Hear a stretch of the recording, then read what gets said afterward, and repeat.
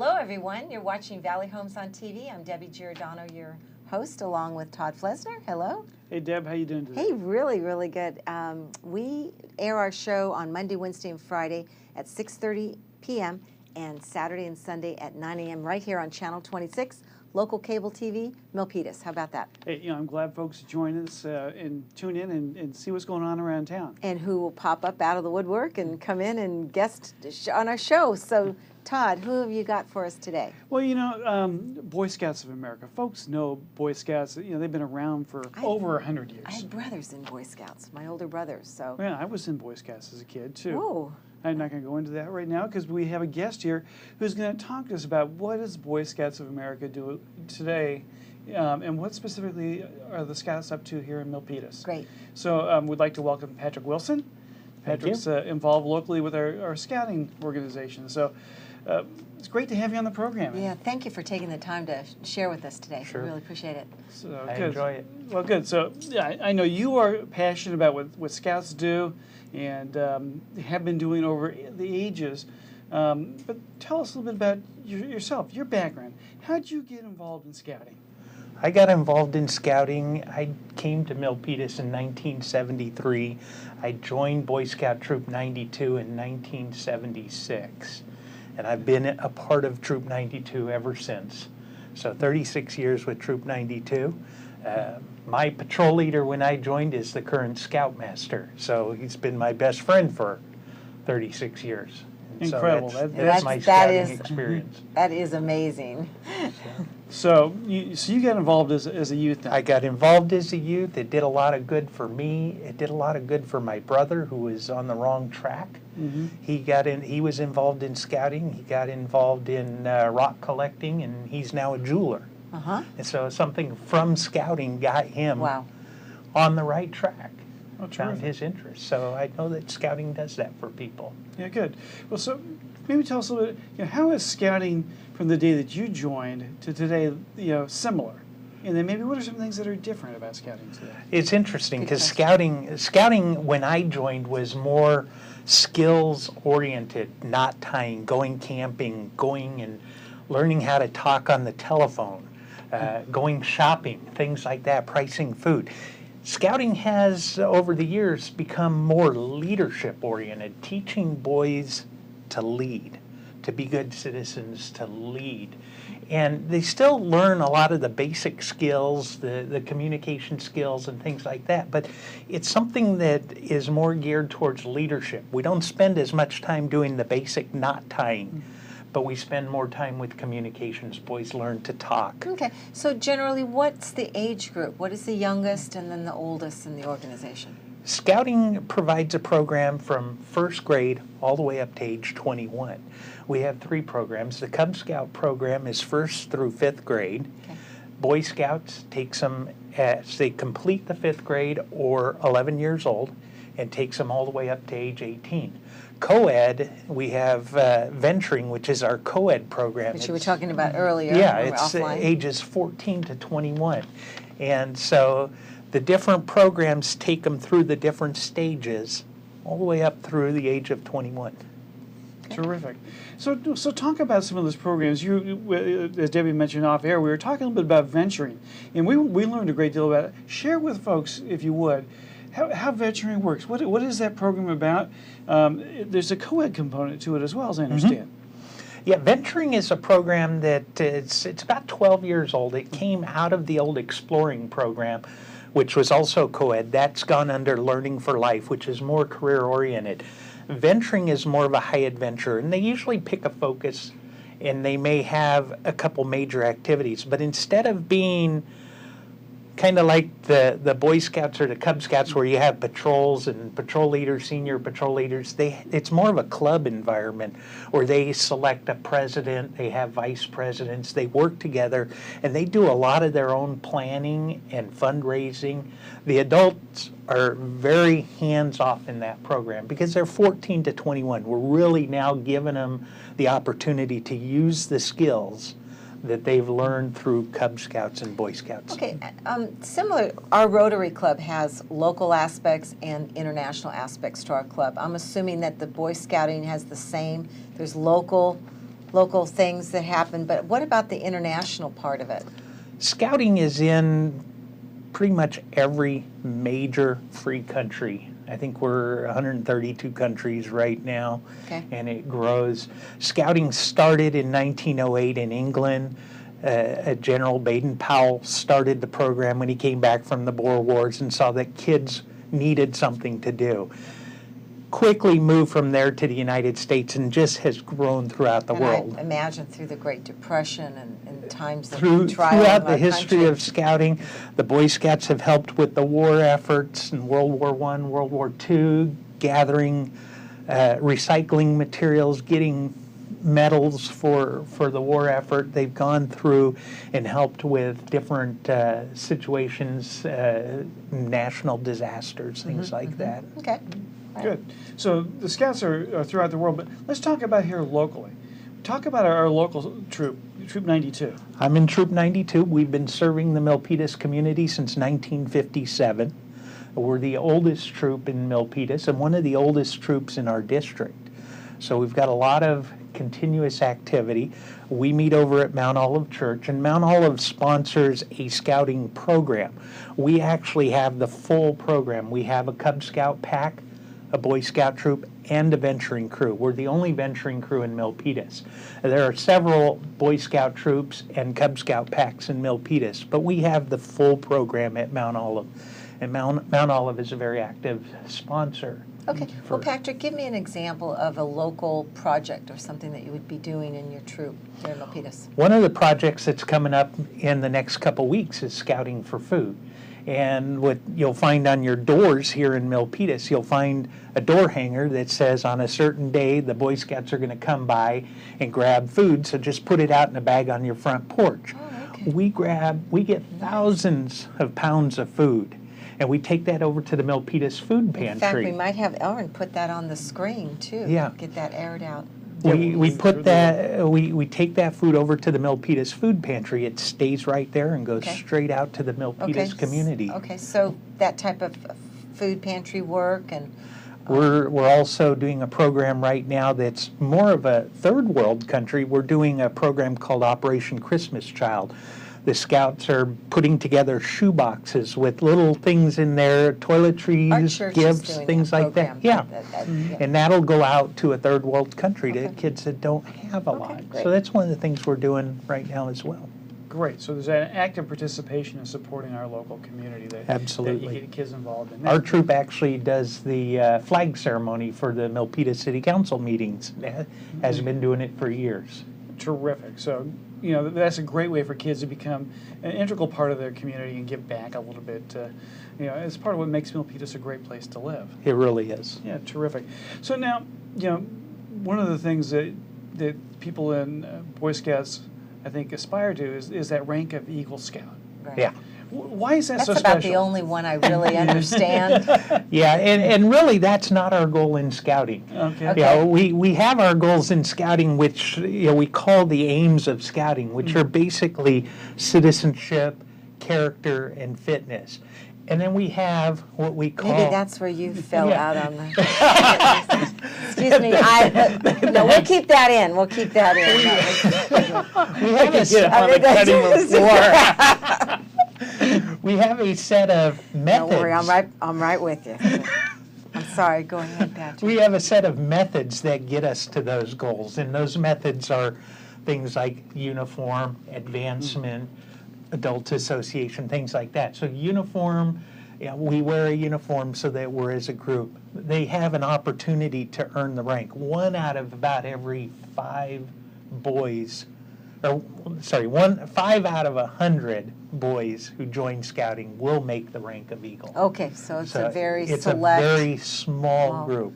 And I would imagine that as kids struggle right now to get into good colleges and there's so much competition, that being in the Boy Scouts and that organization would look great on their resume, or if they're an Eagle Scout, and that any leadership programs that they have, I would imagine that's a precursor to doing what they need to It's do. a very important I part can of their see college more applications. now than ever, even since Yeah. 1908. I can see a need now for this program, even more so. for the There youth. really is. Yeah, good. Well, maybe talk a little bit about some examples you see of that. You talk about this character development and the leadership development. Can you give some examples, perhaps, of how you've seen that, in play with our youth? Just this summer, I had a scout telling me he was on a boating activity, or he was on a river activity. There was a girl that jumped in the water thinking she had more confidence than boy. she had skill. Yeah. She ended up floating down the river and was struggling. One of the boys jumped out of his boat, went over and rescued her. Never Wow. asked her name, never got any information. He doesn't qualify for an award because there's no information to follow up on. But we know that he did it. Here's a boy. What an act of humility. Yeah, he's 14, 15 years old. He jumps out of a boat to save somebody in need. He doesn't even ask her for her name. He's not looking for an award. He's looking to do something. We've got scouts, every one of our scouts they do service projects for their rank. Their service projects up at Ed Levin Park here. We have a lot of projects get done there every year where scouts will go in and work on trails and do things for the Patrick, community. let me ask you, I'm assuming that you're in need for more community involvement, and we can make a plea here on this TV show too. What kind of needs do you need? What do you have that you need filled by community members, or are you in need of more leaders for troops? We're always in need of leaders. Anyone who's willing to step up. Probably 1 out of every 20 boys has a parent that gets involved in the program. Wow. And so, we look for those people. It really is. And the boys whose parents are involved in the program go further in the program. They're in it longer. They get more out of the program. And like I say, the goal isn't to get them to Eagle Scout. The goal is to build good citizens, active, participating citizens of good character and physical fitness. Good. Well, what is it that keeps you active in Scouts? What keeps After 36 years. That's right. Yeah. I don't think I haven't done anything for 36 years. Some of we get these little knots, they're little awards that we get on our shirts, and some people have them going all the way up. They look like generals. We say those are people who are in it for the awards in scouting. I'm in it for the reward. And the reward is what I see when I see a group of guys going to the Golden Gate Bridge for the first time, living in Milpitas 30, 40 miles away, and they're seeing it for the first time, or they go out camping. They've never been camping before. That's the reward. Helping a boy who is having trouble in school, but because scouting is interesting to him, he's going, and we're able to get him turned on to school just because we've got his attention. That's the rewards. And the friendships. Yeah. These guys build friendships. I've got kids that are in their 30s now who still come and see me as their chaplain from years ago. That's nice. Well, on behalf of the Milpitas community, thank you for the time and effort that you put in and the reward that is, and for you personally, but also for the kids and the families that are involved with scouting. It's a very worthwhile program. We appreciate you sharing with folks about what's happening today here in Milpitas with scouting, and hopefully folks will look you up if it's something that they're interested in. Well, I appreciate you guys as inviting me. A special gift for being a guest on Valley Homes on TV, we have a T-shirt that's got the little logo there, and you wear that in pride and remember that today's event, and we certainly thank you. So before we close, if folks want more information about Troop 92 or Boy Scouts in general, where might they be able to find that? Information for the Boy Scouts in general, they can call the Boy Scout Council office. The number is 408-280-5088, and they will get you in contact with a unit. Okay. If they're interested in our program at Mount Olive Church, they can contact Mount Olive. They'll put them in touch with me, or they can email me. All right. And my email address is patrick@bsachaplain.org. Great. And I think the phone number at Mount Olive, 408-262-0506. 0506. You You got can it. give this is their church, and you're welcome to give a plug for your church. So it's a great church too. It is. So, Terrific. Well, thanks a lot. Again, thank you Patrick. very much for sharing. Thank you. Thanks for having me. I made a promise to my family that I would start taking better care of myself. You have many reasons to stay healthy. Exercise and physical activity can help. So the National Institute on Aging at NIH, part of the U.S. Department of Health and Human Services, created Go for Life. I now exercise 3 times a week. Featuring exercises you can do anywhere. I can really go. Find out more. Visit nia.nih.gov/go4life.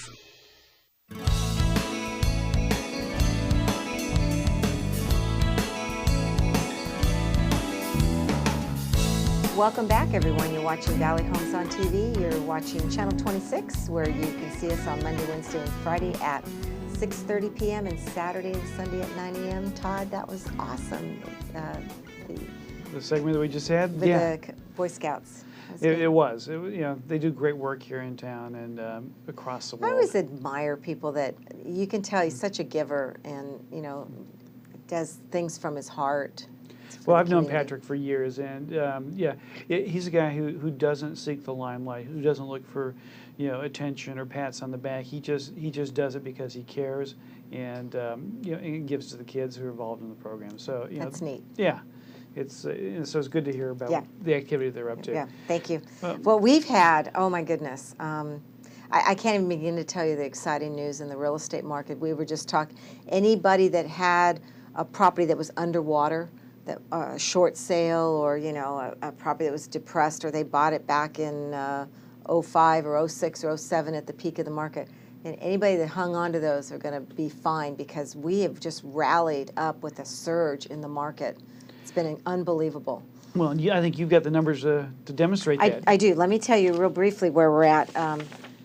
Single-family homes today, 571,753 for an average price. I'm sorry, that was last year. That was in August of 2011. This year, August 2012, we're at $715,423. Can you believe that for an average price? Incredible. That's quite an increase. Median price a year ago was $550,000, and it's now at $605,000. So we're really, I talked about at the beginning of the year, I thought we had about a $50,000 bump. So at least that, if not more. I just had a property I was sharing with you last weekend, had two-day open house, over 110 folks looking through the home, 5 offers, and it went for $43,000 over the list price. Well, and that seems to be the case for just about any property that comes on the market that's in decent shape, that's priced properly. And single-family detached. Remember we talked about we're still building new homes here in Milpitas, but they're mainly all attached units. Let me look a peek at what the multifamily, the condo market is doing. The average price in August 2011 was $266,742. But I can tell you that's bumped up to last August 2012. We're up to $363,884. Even that's been a tremendous increase. Median price was $225,000 a year ago. Median price now is $355,000. So talk about economic recovery of the housing market. Well, and so people are seeing the opportunity. Interest rates are low, right? And so it's relatively affordable. But also, the demand is outstripping the supply. Now, when you're pre-qualifying your buyers and you're looking at where they're at, are you showing where it makes more sense right now, the mortgage payment versus the rent payment? Absolutely, and particularly as we take a look at the tax incentive that's there for folks. When you take a look at the tax deduction for mortgage interest and property taxes, and what the effective rate or effective amount of their housing cost is when you take the tax advantage into it, in a lot of cases people are able to get into housing at about the same cost as what renting is for them today. Okay. And so it's about across the board straight in terms of cash flow sort of arrangement for them. But then, and we've talked about that in the past as being housing affordability index. So I'm assuming that housing affordability index is very low right now. It is. I mean, it's one of the most affordable times that we've seen here in the Bay Area in a long time. And if you are renting, you know that there's pressure on rents to go up. They have been going up, and they continue to We've be on the seen increase. spikes of like 10, 15% over the last few years. We certainly have. We certainly have. And so it's a great time to look at those economics of how does that impact your particular situation? How does it help you out tax-wise? You know, and then also, yeah, you need a place to live, and you know, every time you security, a place to put your children in a home, in a home, in a neighborhood school, and Right. you know you can educate them there. And right. And every time you make a mortgage payment, a part of that is going to building equity in that property for you as well, as opposed to going into your landlord's pocket. So yeah, I'm sold. I've been sold on real estate for a long time. You don't have to sell me, but I totally agree. And I think folks need to hear that again. They need to hear it's okay to own a piece of the rock. It's okay to, you know, to get involved in home ownership, and it's part of the American fabric. well, that's one of the things that I enjoy doing. That makes my job fun is to sit down with people and help them to explore how does that become reality, and how do those numbers really work in their situation, and is it something that's feasible for them? So are the banks getting more stringent, less stringent? What do you see happening? Yes and yes. I know you're working harder. We're all working harder in our industries, but Well, the level of scrutiny that every loan goes through is pretty significant. You know, the banks, particularly with the foreclosure wave and the problems that we had here, you know, they want to make certain that they're putting people into loans that are going to be successful in those loans. And so they're doing their due diligence. You know, all the paperwork has to be in order. You know, the degree to which that needs to happen, though, is very significant. All the I's dotted and T's crossed, and so it's very meticulous. And so working with somebody who's experienced with that, knows how to anticipate what's going to be asked from the underwriters and to help you through that process and understand it is important.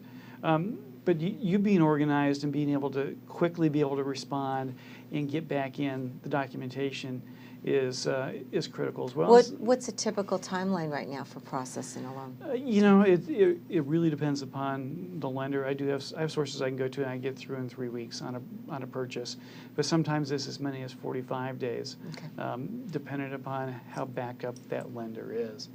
And so, the real answer is it depends, anywhere from 21 to 45 days. Another phenomenon that I'm seeing occurring in our end of the real estate is those that have been trying to sell in the past, they're jumping back in. It says if you've gotten on, homeowners who got burned the first time they put their homes on the market are taking another leap of faith.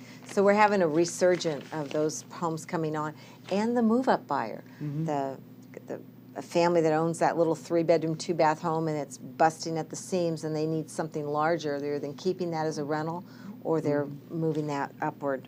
And then, I guess you've answered it: stringent and contingent. Yes. And buyer's market, contingency clauses, and that what it means to get that loan contingency. And I think you've already answered that. But real estate's been in the forefront. It's in, everybody's talking about it. The recovery's here, and really, we're looking for some interesting and times. Well, I think the real estate in this recovery is going to have to be a leading indicator, right? Yeah, and so I think California, we're always either on the front end of that as we're going up, or as we're going down as well. So we see a little bit more volatility here.